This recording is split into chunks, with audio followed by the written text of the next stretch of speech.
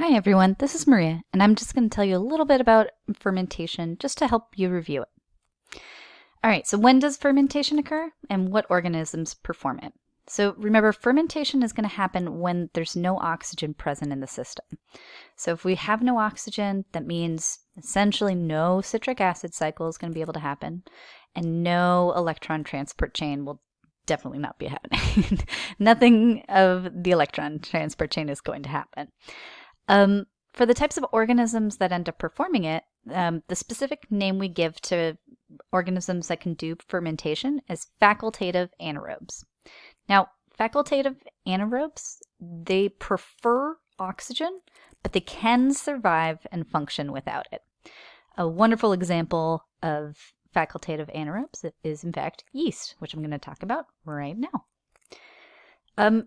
In class, your teacher used two different organisms to talk about the two different types of fermentation.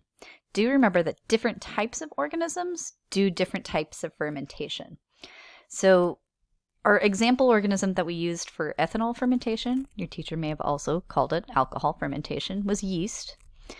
And our example cell that we talked about for lactic acid fermentation was muscle cells. So I'm going to review both of those different processes right now. Okay, so let me start with ethanol fermentation.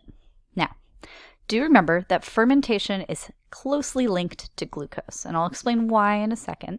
But let's just kind of review what glucose's breakdown is really all about. So if I'm going to take glucose, which remember is a 6-carbon sugar, I'm going to put it through glycolysis, because remember glycolysis can occur without oxygen. If I take this 6-carbon sugar and I break it down during glycolysis, I make a few different things. I make 2 net ATP, that's important, and I make some NADH, remember those are our high energy electron carriers, and I make the molecule pyruvate. Now, pyruvate, we know that normally if I had oxygen around, I would be able to take this and then I'd be able to put it through the pyruvate decarboxylation step and then bring it into the citric acid cycle, all that good stuff, but I don't have oxygen around. So in things like yeast, what instead happens is fermentation, and specifically alcohol fermentation. So what I can do here is pyruvate, this 3-carbon sugar, will be broken down further. But it turns out to break pyruvate down further, I'm going to use up the NADH that I just made during glycolysis. So I'm going to use that energy and I'm going to break it down into a 2-carbon molecule, ethanol, and I'm going to break it also into carbon dioxide. Now, the big things to be aware of when we're talking about fermentation, it's this idea that we need to regenerate the NAD+.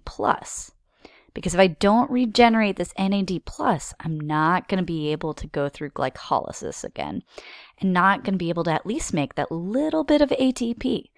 It may be a little bit of ATP, but it's better than nothing. I do want to call special attention to the fact that you're going from this 3-carbon sugar to a 2-carbon molecule. And then this is really important. If you're looking on the graph to see, if you remember in our fermentation or in our different graph exercises for cellular respiration and fermentation, this was a big way to tell the difference between ethanol fermentation and lactic acid fermentation. So definitely consider that when going through. That's a huge step. That's a great way of telling the difference if you're looking on a graph. All right. Let's talk about lactic acid fermentation. I know this diagram uses the word lactate. Lactate and lactic acid are essentially the same thing. It just has to do with charge on the molecule. So don't worry about it. It's interchangeable. Again, this whole fermentation process is really closely linked with glycolysis. The point is to essentially regenerate this NAD+ to be able to go back through glycolysis and do it again and again to at least get that little bit of ATP from this process. So again, we go through glycolysis. We end up making some NADH from the NAD+. We make some ATP, and we make pyruvate again. In lactic acid fermentation, though, what the NADH is actually used for is turning pyruvate into lactate. Turns out they're both 3-carbon molecules, so we don't lose any carbon dioxide in this step. But we do, of course, make that NAD+, taking that NAD+ back into glycolysis so that we can at least do glycolysis over and over again using a new glucose every single time. So over time, what you're going to build up a lot of in your muscle cells is this lactate or lactic acid. You've probably heard of that before, but just a cool reminder of what you might have heard, especially if you're someone who's an athlete. You've probably heard of the lactic acid buildup in muscles. So just a cool thing to think back to. All right. So why do some organisms perform fermentation?